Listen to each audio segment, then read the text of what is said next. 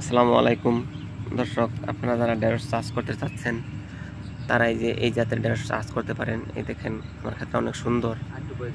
এই ঢেঁড়স আমি মোটামুটি ইনশাল্লাহ সারা বছরই চাষ করি। তীব্র শীত ব্যতীত সারা বছরই চাষ করা যায়, পোকার আক্রমণ কম হয়।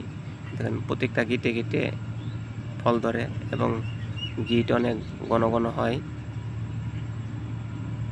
এই দেখেন প্রত্যেকটা গিটে গিটে ফল ধরে। এই ক্ষেতের বয়স আজকে 38 দিন। ইনশাল্লাহ আর 2-1 দিনের মধ্যে আমি তুলতে পারবো ফল। এই দেখেন কোনো পাতা স্পট নাই, কোনো ভাইরাস নাই, একদম ভাইরাস মুক্ত একটা ক্ষেত। এই জাতের নামটা হচ্ছে লাল তীর কোম্পানির গ্রিন ডায়মন্ড। বীজটা দামে একটু বেশি হলেও ফলন অনেক সুন্দর হয়। গ্রিন ঘন ঘন, গাছে কোনো ভাইরাস হয় না। আমার এই সারা ক্ষেতে কোনো একটা গাছও এখন পর্যন্ত ভাইরাস পাইনি আমি। এবং ফলের সাইজ খুব সুন্দর হয়, চমৎকার কালার, বাজারও চাহিদা ভালো। দেখেন